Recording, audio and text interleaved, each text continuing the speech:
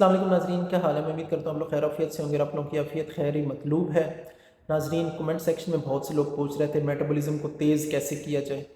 हम वज़न कम करना चाहते हैं, कोशिश कर रहे हैं, वज़न कम नहीं हो रहा। तो ये प्रोग्राम आपके लिए है। वो लोग जिन्हें लगता है कि वो थोड़ा सा भी खाते हैं उन्हें लग जाता है।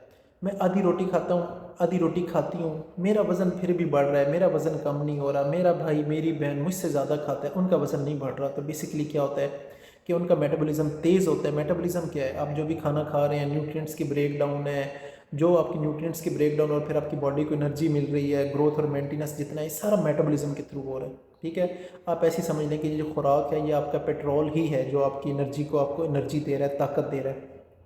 तो नाजरीन, ये कैसे तेज़ हो सकता है?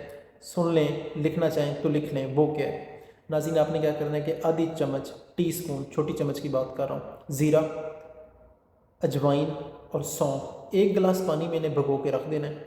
सुबह इन्हें आपने बॉयल कर लेना है कि 1 कप रह जाए। और नाज़रीन, इनका जो साइंटिफिक एविडेंस है तीनों का, जो रिसर्च पेपर है वो मैं साथ अटैच कर देता हूँ ताकि आप खुद पढ़ लें। ये ना हो कि आप कहें कि यार पता नहीं ये बातों का कोई असर है भी या नहीं है। ये करते हैं, आपका मेटाबॉलिज्म को तेज़ करेंगे। ठीक है, तो वो जो है अपने खाली पेट, जो 1 कप रह जाएगा वो अपने खाली पेट पी लेना है। और उसके बाद अगर आपने नाश्ता करना है आधे घंटे बाद आप कर लें, कोई फ़र्क नहीं पड़ता। अच्छा नाज़रीन, कितना मेटाबॉलिज्म तेज़ होता है, मेटाबॉलिज्म का कितना फ़र्क पड़ता है? नाज़रीन, मैं आपको बताऊं, कोई एक्स्ट्राऑर्डिनरी फ़र्क नहीं पड़ता। मैक्सिमम 10 से 15% फ़र्क पड़ेगा।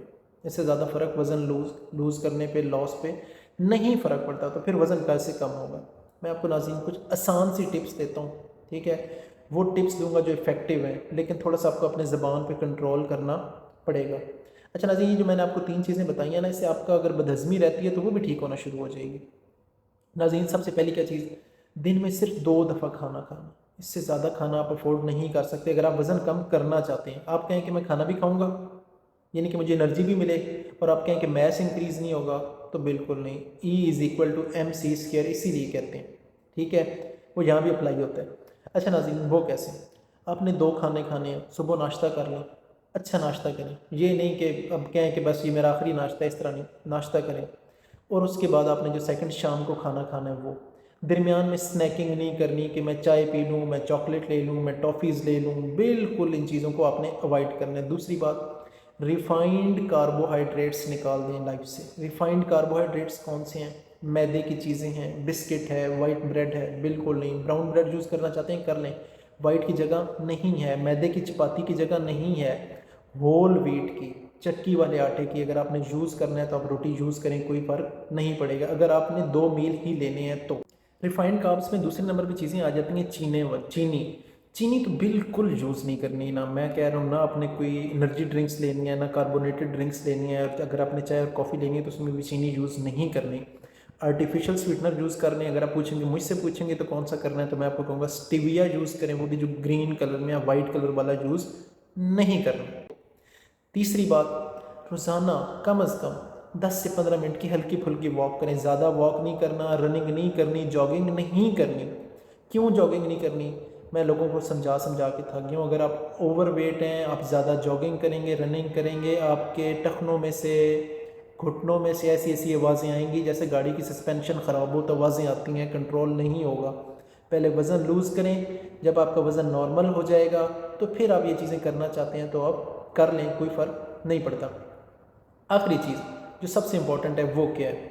नाज़रीन, पेट भर कर नहीं खाना, पेट भर कर नहीं खाना। अगर मैं आपको एग्जांपल ये देना चाह रहा हूँ कि आप अपने पेट के 4 पोर्शन करें, ठीक है, जिनसे आप बिल्कुल रज जाते हैं, तो 3 पोर्शन तक खाना खाना है और कोशिश करनी है कि ये जो खाना खाना है आप मगरिब से इशा के दरमियान खा लें। और फिर जो सुबह आपने नाश्ता करना है वो, शुरू में आप इन दोनों नाश्ते और रात के खाने में 12 घंटे का गैप दें। इसे इंक्रीज़ करके 13 पे ले जाएं, 14 पे ले जाएं, 15 पे ले जाएं, 16 तक ले जाएं। मैं आपको कह रहा हूँ वज़न आपका ऐसे गोली की तरह कम होना शुरू हो जाएगा कि आपकी सोच है। और नाज़रीन, मैं आपको पहले बताऊँ कि जो वज़न कम होता है वो किस तरह कम होता है।